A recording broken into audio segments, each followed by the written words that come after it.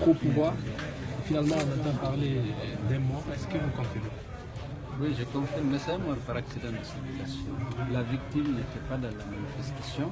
Il semble que c'était un employé de DG qui était sur sa moto et qui a été fauché par le conducteur d'Ilma Bana.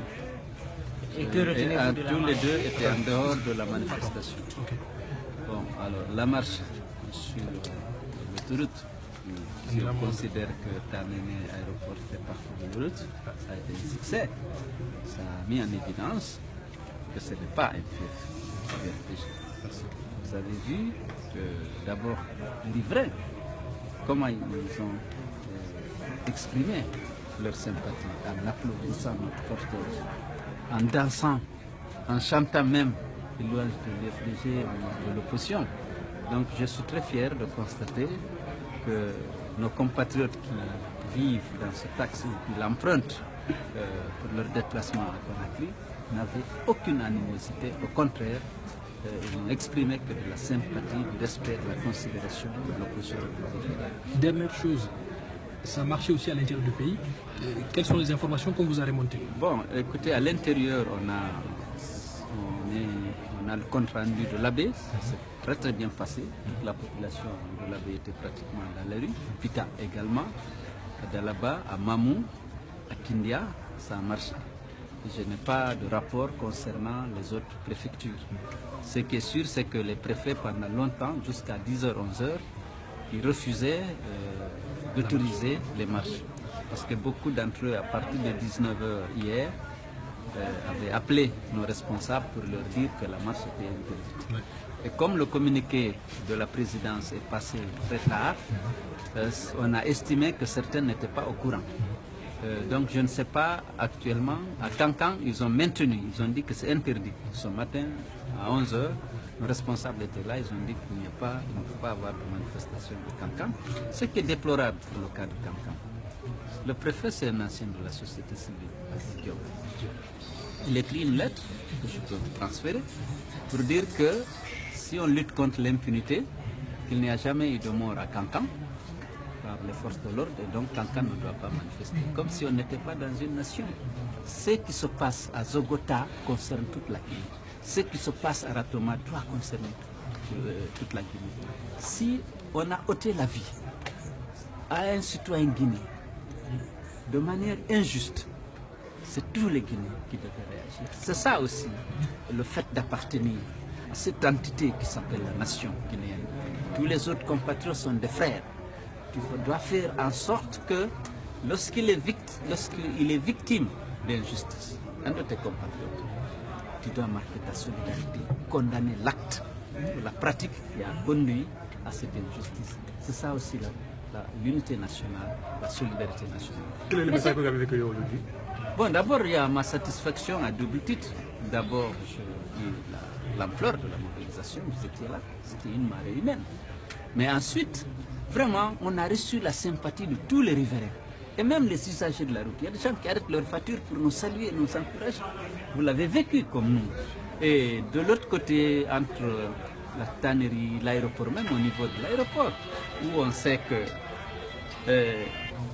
c'est des zones anciennement réputées RPG. Vous avez vu comment les citoyens étaient enthousiastes, comment ils étaient fiers d'apporter par leur sourire, par leur applaudissement, par leur danse, leur soutien à la marche. Donc je me réjouis, je me félicite sur ça. Et puis le bilan, il n'y a pas eu de mort du fait de la manifestation. Il faut se réjouir. Il n'y a pas un caillou qui a été jeté sur une personne.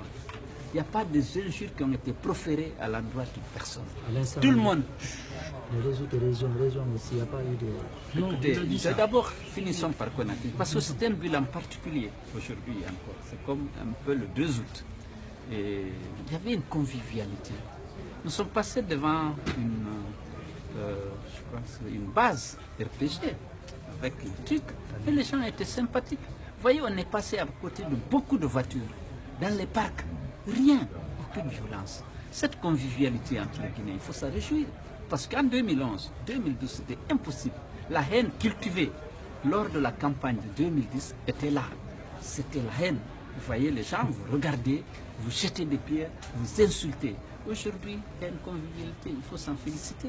Parce que l'objectif de l'FDG, c'est de rassembler, réconcilier la Guinée, les Guinéens, promouvoir la fraternité, la confiance, chasser la haine et la méfiance. Je pense que grâce à la persévérance de nos militants, parce que ça...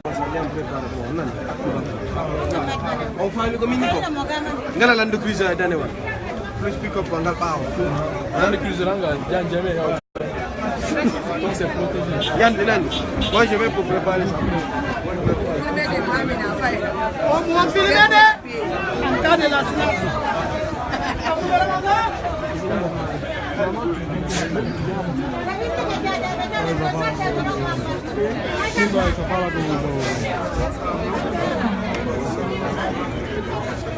Tu as monté, mais c'est pas toi qui conduis.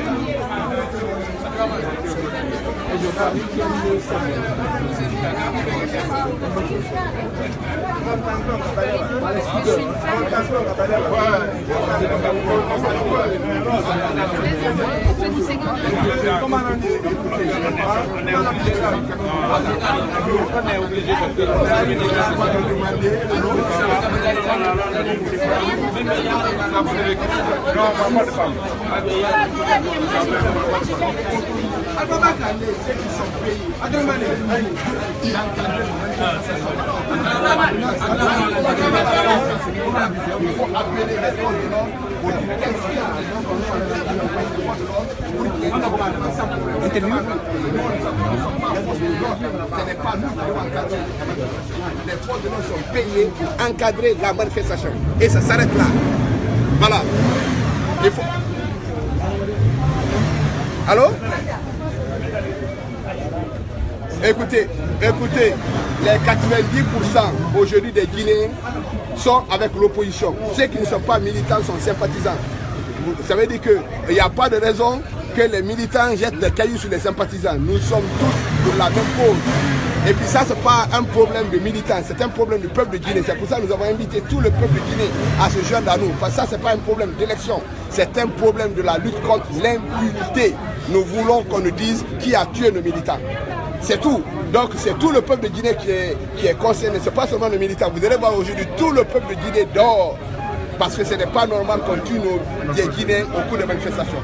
Nous avons enterré 83 jeunes au cimetière de Bambeto. Ça suffit et ce n'est pas normal. Les forces de l'ordre ont pour rôle d'encadrer les manifestations. Les forces-là doivent se lever pour encadrer les manifestations. Ça s'arrête là. Ce n'est pas notre rôle. Notre rôle, c'est d'organiser les manifestations. Le rôle des forces de l'ordre, c'est d'encadrer les manifestations. Leur rôle, s'il y a des gens qui ont des armes, leur rôle, c'est d'identifier ces gens-là. Ce n'est pas nous. Et les forces de l'ordre, c'est ça leur rôle. Ils sont payés pour ça. Avec l'argent du contribuable guinéen. C'est nous qui payons les tenues, c'est nous qui payons l'argent pour les fusils et tout. Voilà. Ouais.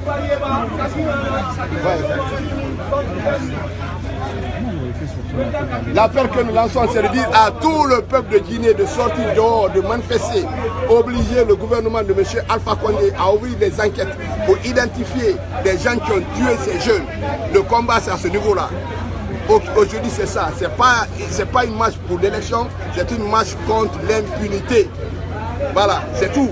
Et nous restons là et je pense que aujourd'hui, lorsque vous allez sortir dans Conakry, vous allez vous rendre compte que le peuple de Guinée a répondu à l'appel. Je finis en disant, en tout cas j'attends que le soir, M. Mathurin Camara nous dise qu'est-ce qu'il fait. Il a dit que la manifestation aura lieu. J'espère que Mathurin prendra la décision vraiment de démissionner. Il faut qu'il démissionne parce qu'il a été désavoué. Voilà. Merci. Oui. Merci la grande radio, merci la radio continentale. J'espère que Mathurin est en train de m'écouter. J'espère que le soir, il prendra la décision pour son honneur de démissionner. Voilà, c'est mieux. Voilà.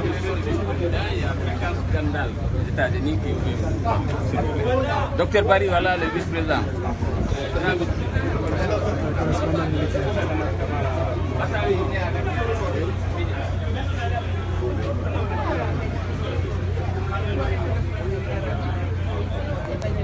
On peut interdire une marche à 20h et l'autoriser à 23h.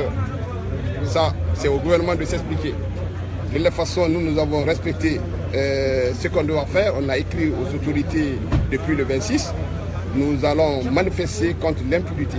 Nous allons manifester parce que 83 de nos jeunes sont enterrés au cimetière de Babeto, obliger le gouvernement de M. Alpha Condé à ouvrir des enquêtes pour identifier les commanditaires de ces crimes.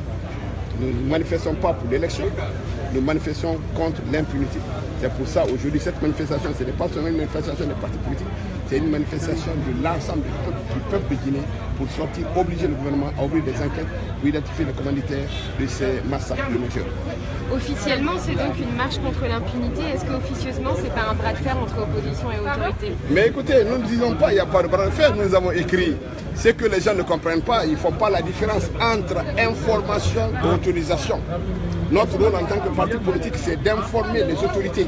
Leur rôle, c'est de nous répondre 24 ou 48 heures avant la marche. Et si la marche ne doit pas se tenir, il faut que les autorités donnent les bonnes raisons. Alors, on ne vient pas les bras et les mains liés nous mettre à terre pour demander autoriser. Non, ce n'est pas une autorisation, c'est une information. Et pour nous, nous avons tout respecté. Si le gouvernement maintenant est d'accord qu'on manifeste, il n'y a pas de problème. J'espère que les forces de l'ordre vont jouer leur rôle. Le rôle des forces de l'ordre, c'est d'encadrer la manifestation, ce n'est rien d'autre.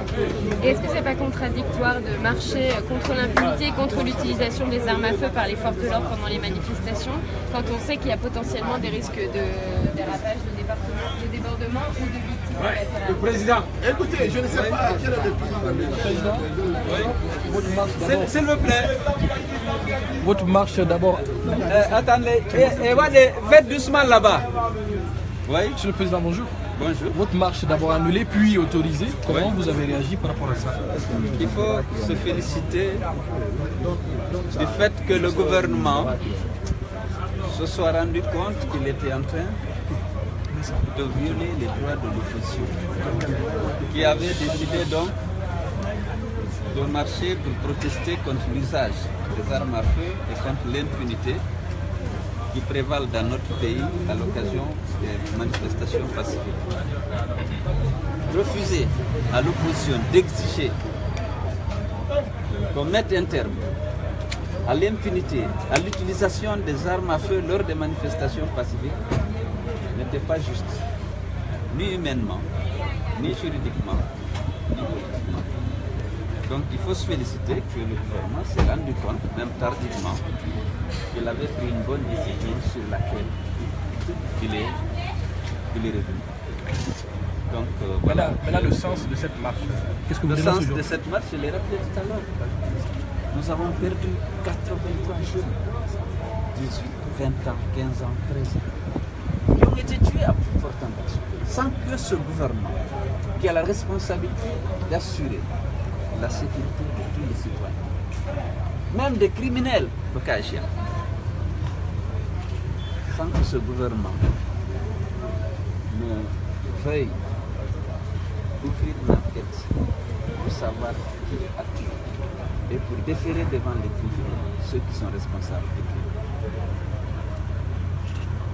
Nous sommes indignés de vivre dans un pays où l'État démissionne face à sa mission essentielle d'assurer la sécurité des citoyens.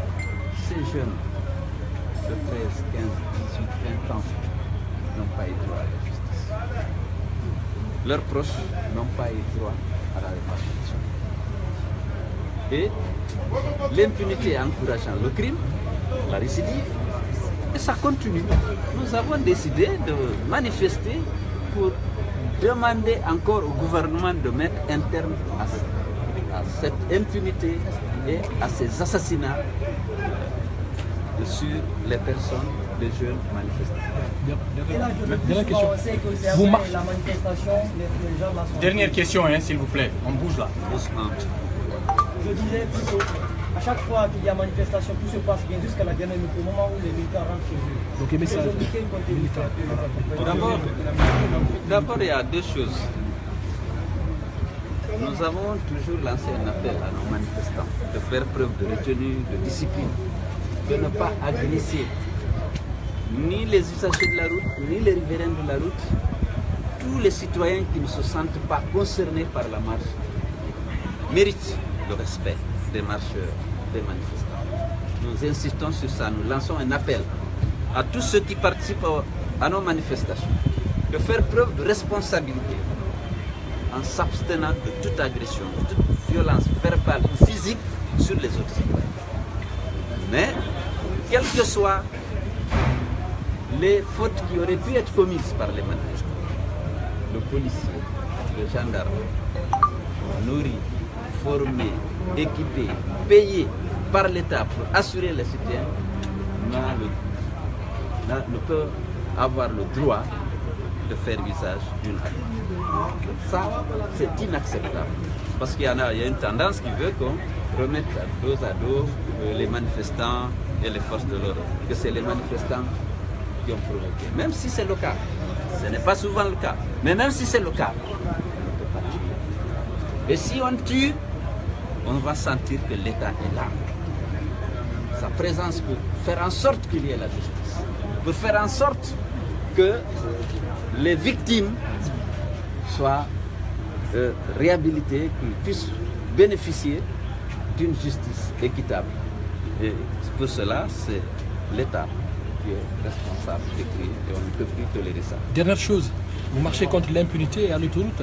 Sur l'autoroute plutôt, beaucoup pensent que c'est contradictoire parce que sur cette zone, il y a potentiellement des affrontements. Ce n'est pas vrai. On a organisé 3 grandioses marches sur l'autoroute. Il n'y a pas eu de mort, il n'y a pas eu de blessés graves. La première fois, c'était en direction de l'esplanade du Palais du Peuple. Il y a une marée humaine. Les 2 autres fois, c'était sur la terrasse du stade. Il n'y a pas eu de dégâts. Et je me souviens d'ailleurs, à l'occasion d'une des marches, à l'époque où la casse était un point chaud, mais les gendarmes avaient joué leur rôle. Ils étaient là, ils ont empêché les jeunes de la casse d'agresser les marcheurs. Et c'est de ça, c'est ce qu'on attend des forces de l'ordre. Merci.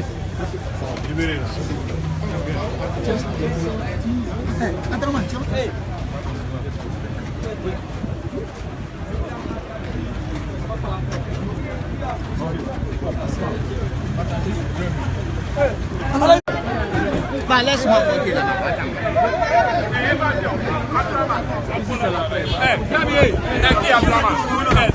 Donne le téléphone. Attendez, on va organiser ça. Attendez, on va organiser. On va organiser.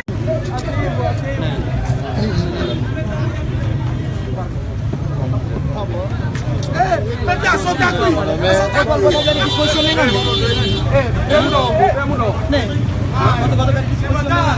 Foto jadi. Ini enggak tuh, ini kamerawan be yaro ga ya.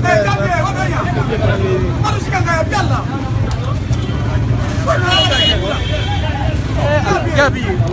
Do awa kilo toronde ma sanza plus. Kilo ma. Doro. Mau jajabi kan kamu? No, ah, peti ah, do go go jawatan.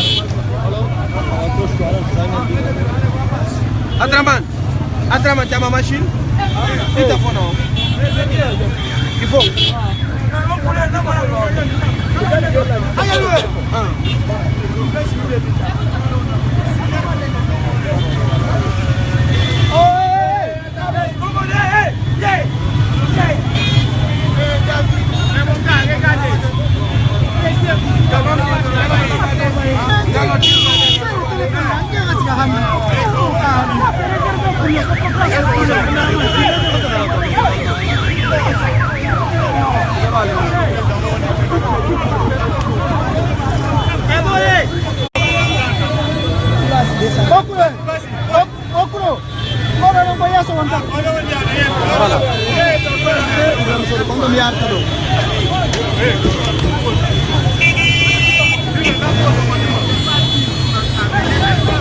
Ini mau apa? Atraman.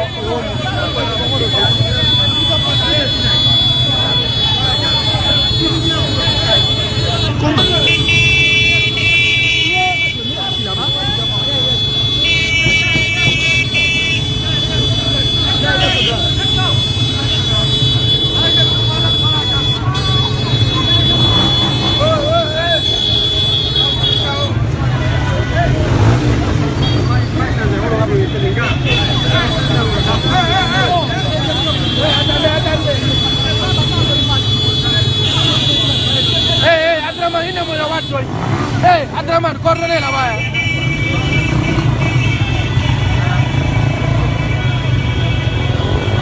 Attention.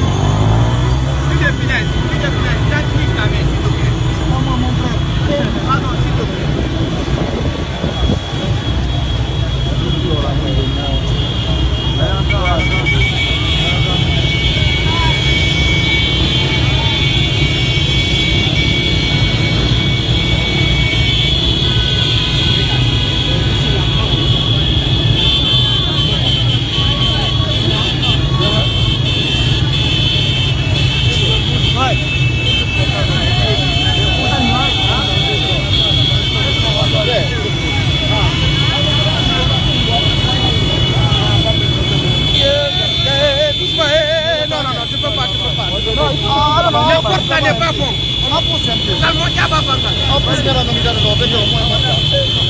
Voilà, au moins.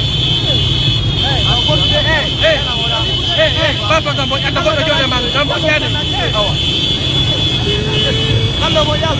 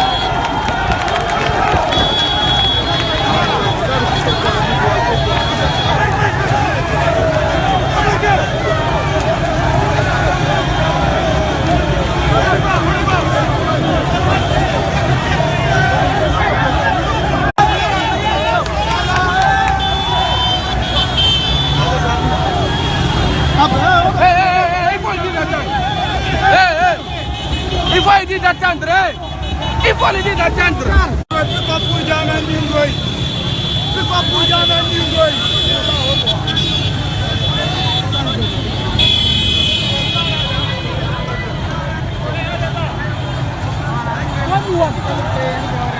Dari, on a raté tout ça.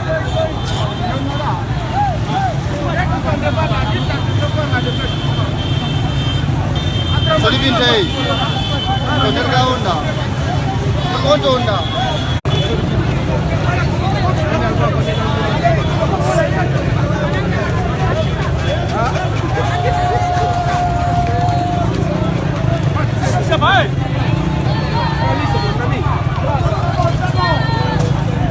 Moïse Nathan.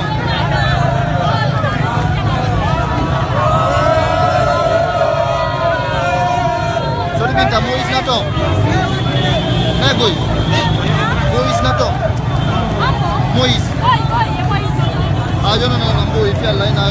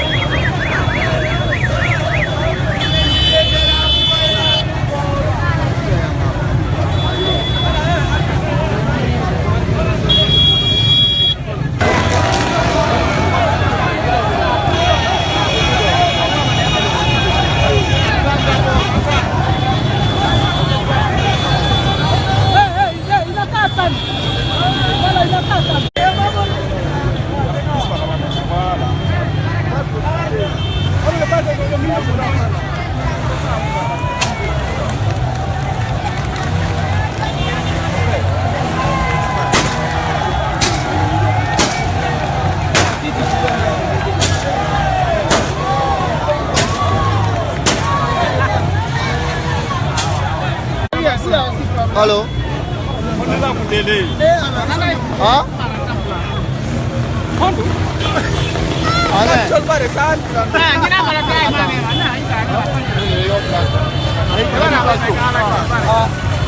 C'est la place qu'on devait aller. Venga, venga.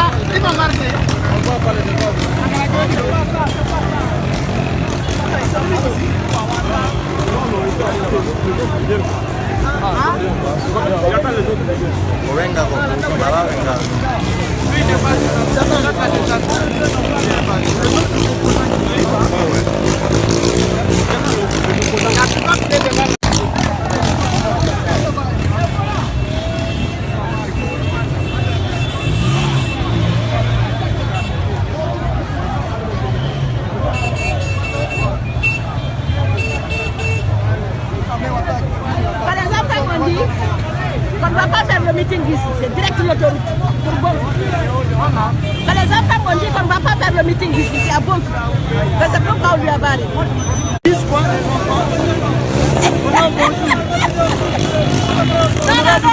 je ne veux pas reprendre ça parce que ce n'est pas une information sûre.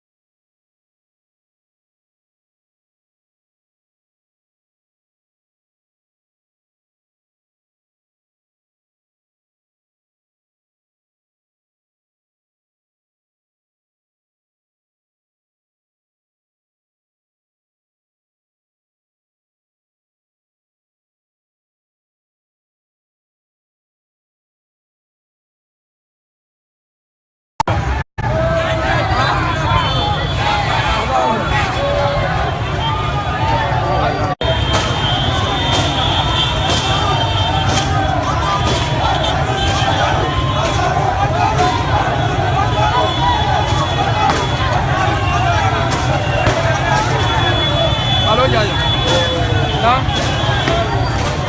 Mais ici, mon copain me dit que mon gars a fait. Maintenant, on me dit téléphone. On me dit normal, même quand il fait il dit que mais au jour mon téléphone tout téléphone on dit là même ici. Ah mais ici je dis pas. Ah va bien. Ah ouais, et puis regarde me dit ouais mais là le dirigeant on me dit